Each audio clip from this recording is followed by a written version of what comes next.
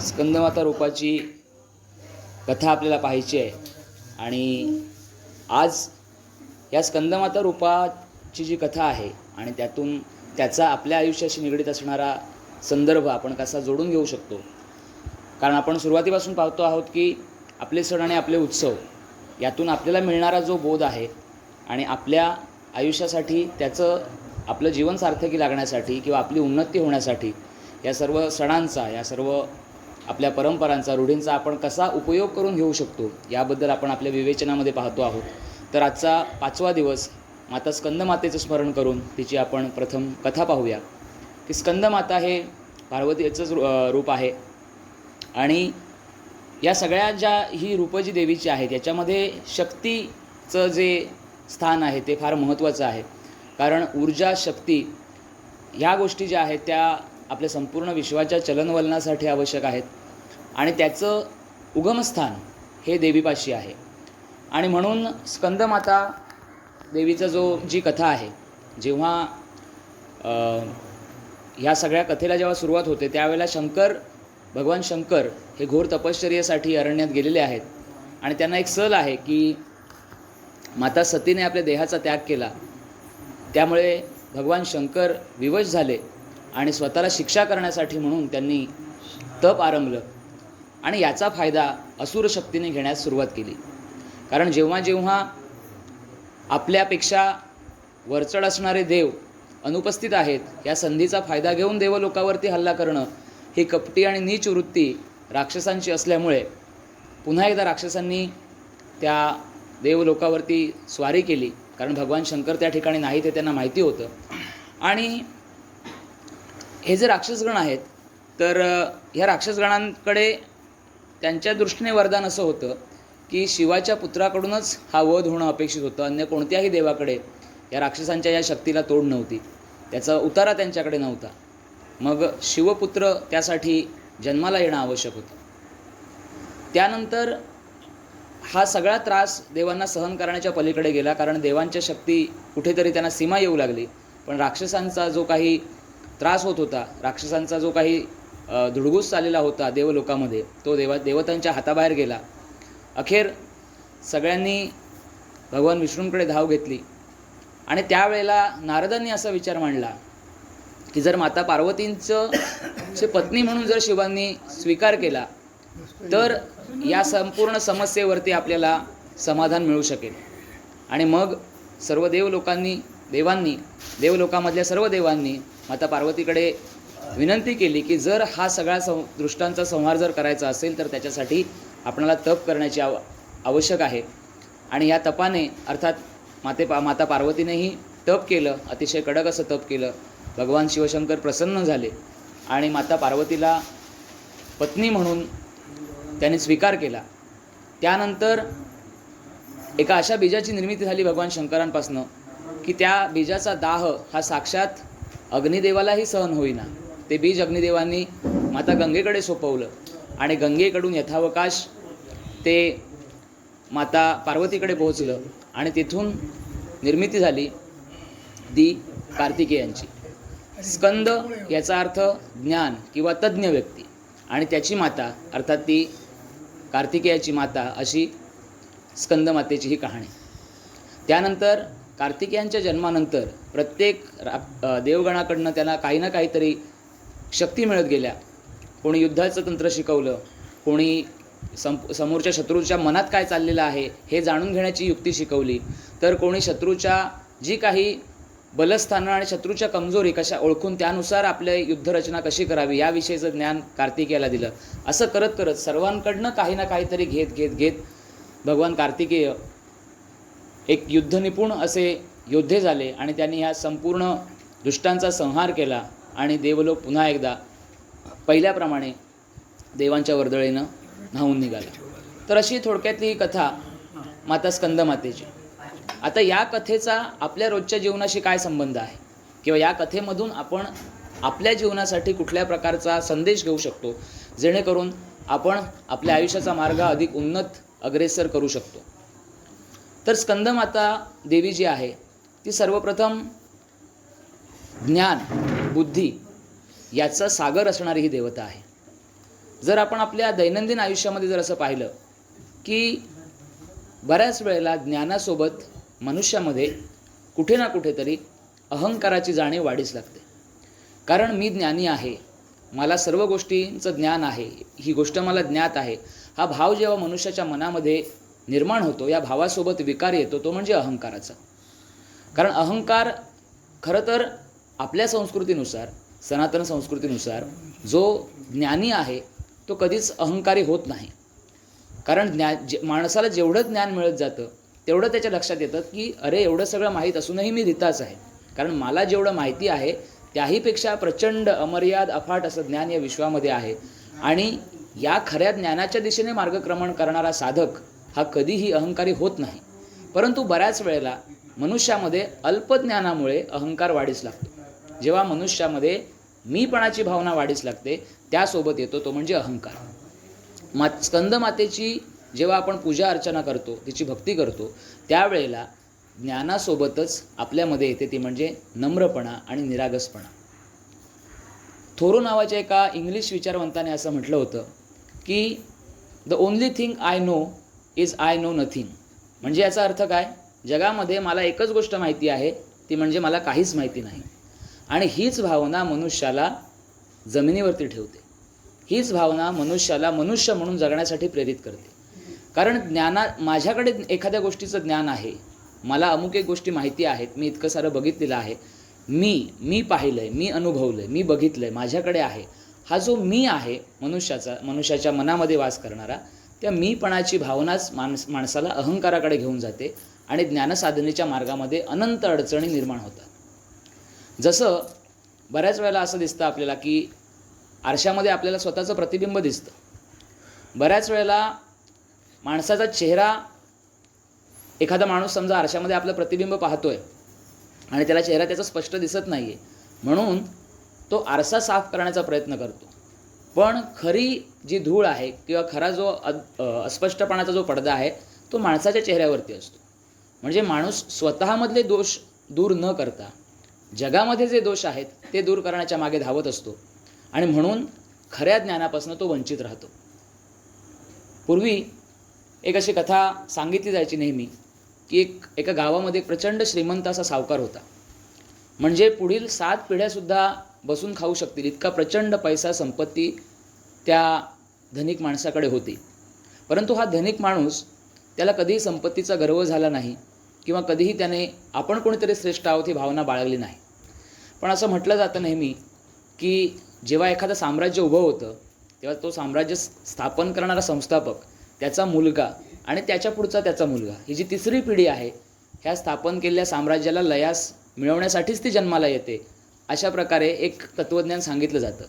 तशाच प्रकारे ह्या माणसाचा जो नातू आहे, जो धनवान हा जो माणूस आहे, त्याचा नातू लहानाचा मोठा त्याच्यासमोर होत होता आणि आजोबांशी त्याची खास विशेष जवळीक होती आणि आपल्या सगळ्या गोष्टी तो आजोबांसोबत सांगायचा, आजोबांकडनं बऱ्याच गोष्टी ऐकायचा. तर एकदा असंच उन्हाळ्याचे दिवस होते, संपूर्ण पृथ्वीला सूर्य जणू भाजून काढत होता आणि हे आजोबा आणि नातू आपल्या मोठ्या अशा त्या महालाच्या गच्चीवरती बसून दूरपर्यंतचा जो परिसर दिसतोय गच्चीमधनं ते पाहत होते. आणि या छोट्या मुलाचं निरीक्षण सुरू होतं. पशुपक्षी या गरमीला कंटाळलेले आहेत, माणसंसुद्धा जमिनीवरनं चालताना, कारण हे जरी श्रीमंत असले तरी बाकीचा जो समाज होता तो गरीब होता.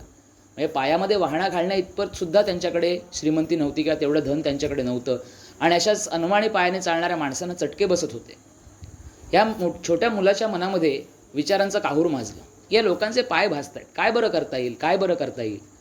आणि हा विचार करत असता असता त्या मुलाला एक कल्पना सुचली. आजोबा हे त्याचं सगळं निरीक्षण, त्याचं जे काही चाललेलं आहे तो डोळ्यांनी पाहतो आहे, त्याच्या मनामध्ये विचारांची आंदोलनं सुरू आहेत, हे सर्व आजोबा पाहत होते. आणि आजोबांना आता माहिती होतं की हा काहीतरी याच्यावरती उपाय शोधणार, कारण तो त्या निष्कर्षापर्यंत पोहोचतो हे त्याच्या चेहऱ्यावरनं दिसत होतं. तर तो असं म्हणाला की आजोबा, ह्या माणसांना फार त्रास होत असेल नाही? आजोबा म्हणाले, बरोबर, अरे जमीन तापलेली आहे, सूर्य आपल्या प्रखर उष्णतेनं भाजून काढतोय जमीन म्हटल्यानंतर अनवाणी पायाने चालणाऱ्या माणसांना त्रास होणारच. मग आजोबा ह्यांचा त्रास दूर कसा करता येईल?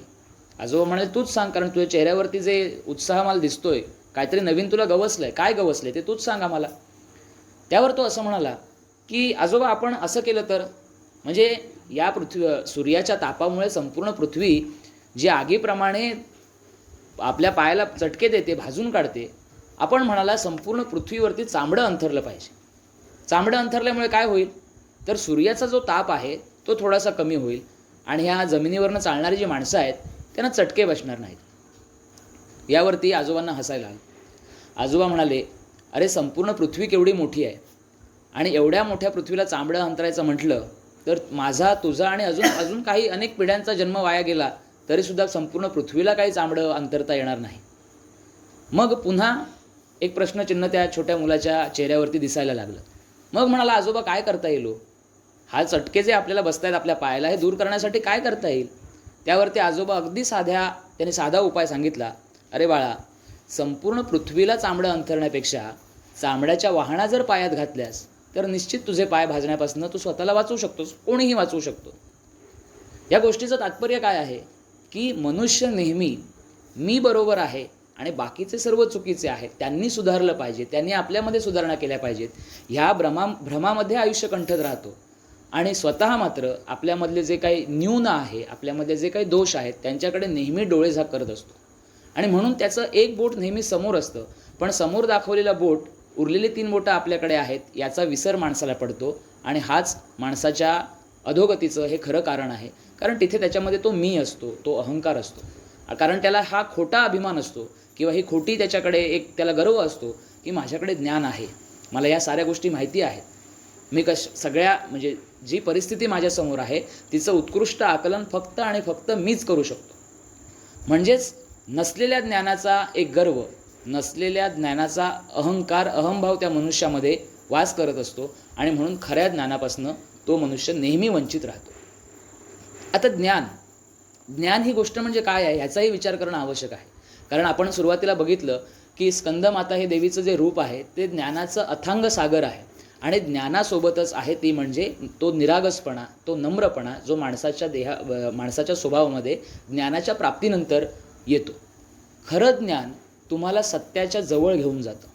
आता ज्ञान म्हटल्यावरती आजकाल आमच्या पिढीची जी मुलं आहेत त्यांना ज्ञान म्हणजे असं वाटू शकतं की माझ्याकडे अमुक एक डिग्री आहे, मी 15वी शिकलोय, मी 17वी शिकलोय, मी डॉक्टरेट करतो, मी MPhil केलं, हेच खरं ज्ञान असं वाटू शकतं.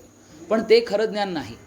खरं ज्ञान ते की जे मनुष्याला आलेल्या अनुभवांच्या चिंतनातून मनुष्य ज्या निष्कर्षाप्रत पोहोचतो, एखाद्या घटनेकडे, एखाद्या गोष्टीकडे जास्तीत जास्त पैलूंनी त्यांचा विचार करण्याची क्षमता माणसाच्या मनामध्ये जेव्हा निर्माण होते, माणसाच्या स्वभावामध्ये, त्याच्या प्रज्ञेमध्ये जेव्हा निर्माण होते, तेव्हा तो ज्ञानाच्या दिशेने वाटचाल करायला लागतो. आणि जेव्हा मानव खऱ्या ज्ञानाच्या दिशेने वाटचाल करतो तेव्हा त्याच्यामध्ये आपण मगाशी जे पाहिलं की नम्रपणा असेल, त्याच्या मनामध्ये सत्याविषयी असलेला आदर जो असेल तो वाढीस लागतो. कारण खरं ज्ञान तेच आहे जे तुम्हाला परमेश्वराच्या जास्त जवळ घेऊन जातं. बऱ्याच वेळेला सत्संगामध्ये, बऱ्याच वेळेला साधू संतांच्या समागमामध्ये साधू संतांना असे प्रश्न विचारले जातात की परमेश्वर कोण आहे, हा परमेश्वर म्हणजे कोण, परमेश्वरापाशी कसं जायचं. म्हणजे आत्मोन्नतीचे जे अंतिम टप्पे आहेत त्या टप्प्याकडे जाण्यासाठी ही सगळी त्यांची तडफड चाललेली असते. पण ते हे विसरतात की शिडीची पहिली पायरी चढल्याशिवाय शेवटच्या पायरीला जाता येत नसतं. याचं साधं उदाहरण जर घ्यायचं झालं तर 1ली 2रीमध्ये आपण जे शिकतो, जे ज्ञान घेतो, ते ज्ञान घेतल्याशिवाय आपण PhDच्या ज्ञानाकडे जाण्यात अर्थ नसतो. इंग्रजीमधली A to Z हे सगळी अक्षरं वाचता आली याचा अर्थ शेक्सपियरचं साहित्य वाचता आलं असं नव्हे. तुम्ही त्याची अक्षराशी ती ओळख झाली. मग त्या अक्षराच्या ओळखीपासून शब्द, शब्दापासून वाक्य, वाक्य म्हणजे फक्त शब्दांचा समूह असं नव्हे, तर तो शब्द समूह अर्थपूर्ण असला पाहिजे, त्यातनं एक विचार पूर्ण समोरच्यापर्यंत पोचला पाहिजे, ते खरं वाक्य. हे जे टप्पे आहेत, हेच टप्पे लौकिक ज्ञानाच्या मार्गामध्ये जे टप्पे आहेत तेच आध्यात्मिक ज्ञानाच्या मार्गामध्ये सुद्धा आहेत. आणि म्हणून उथळ ज्ञान मग उपयोगाचं नाही. माणूस धीरगंभीर केव्हा होतो, जेव्हा त्याला ज्ञानाची खोली हळूहळू जाणवायला लागते. कितीही ज्ञान मिळवलं तरी ते अपूर्ण आहे ही भावना जेव्हा मनुष्याच्या मनामध्ये निर्माण होते तेव्हा तो माणूस गंभीर होतो, तेव्हा तो माणूस अंतर्मुख होतो. आपल्या आजूबाजूला जे चाललंय ते खरं नाही, मला जे दिसतंय ते सत्य नाही, सत्य वेगळं आहे आणि त्या सत्याकडे जाण्यासाठी मला भगवंतावरती विश्वास ठेवून ज्ञानार्जन केलं पाहिजे. ही जी भावना आहे ती भावना मनुष्याला अधिकाधिक सत्याच्या जवळ घेऊन जाण्यासाठी मदत करते. अन्यथा आपण प्रापंचिक जे ज्ञान आहे किंवा आपल्या रोजच्या व्यवहारासाठी जे आवश्यक ज्ञान आहे त्या ज्ञानाचीच जर आपण आराधना करत राहिलो तर आपण फक्त या प्रापंचिक जे काही ज्ञान आहे त्याच्यापुरतंच आपलं ज्ञान सीमित राहील. पण आपल्याला त्याही पलीकडे जायचं आहे. आपल्याला त्याच्याही पुढे जाऊन स्वतःचा आत्मोत्कर्ष साधायचा आहे. त्यासाठी लागणारं ज्ञान जे आवश्यक आहे त्याच्यासाठी आपल्याला हे जाणून राहिलं पाहिजे की कितीही ज्ञानाची साधना केली तरी ती कमीच आहे. आणि म्हणूनच असं म्हटलं जातं की या जगामध्ये बाकी कुठलीही वस्तू असू दे, तुम्ही तिचं दान केलं तर ती संपू शकते, पण ज्ञान हा एकमेव असा खजिना आहे जो दान केल्याने कधीही संपत नाही तर उलट वाढतो. ज्ञान दिल्याने ज्ञान वाढते. पण आजकाल परिस्थिती अशी आहे की जे ज्ञान द्यायला जातात त्यांनाच काही चार गोष्टी ऐकायला लागू शकतात, अशी आजकालची परिस्थिती आहे.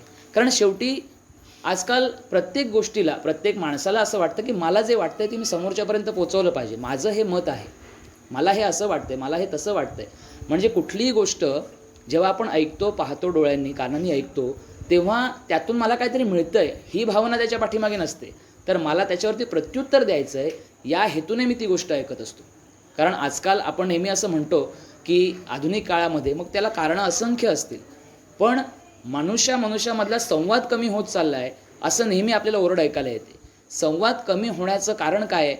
इंग्रजीमध्ये एक प्रचलित अशी म्हण आहे की one should be a good listener. प्रत्येकाने चांगला श्रोता होणं गरजेचं आहे. श्रोता होणं म्हणजे चांगलं गायन ऐकलेलं असणं, चांगली व्याख्यानं ऐकलेलं असणं असं नव्हे, तर श्रोता होणं याचा अर्थ समोरची व्यक्ती आपल्याला जे काही सांगू पाहते त्याचा मथितार्थ आपल्याला जाणून घेण्याची आपल्या मनामध्ये इच्छा असली पाहिजे. ही इच्छा आजकाल कुठंतरी कमी होते.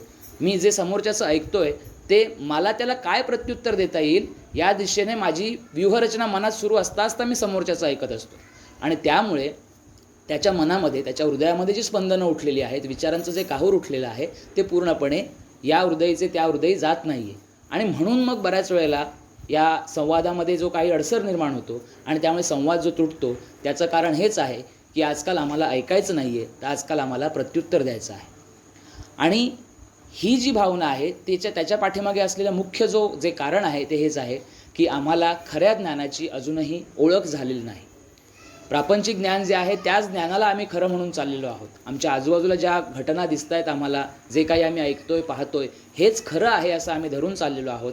आणि त्यामुळे या संपूर्ण विश्वाच्या डोलारा सांभाळण्याचं जे मेकॅनिझम आपल्या पाठीमागे सुरू आहे त्याचं ज्ञान आपल्याला नाही आहे. आणि ते ज्ञान मिळवण्यासाठीची सुरुवात जी आहे ती स्कंदमाता आपल्याला नेहमी याची जाणीव करून देत राहते. सर्वप्रथम तुम्ही नम्र व्हा.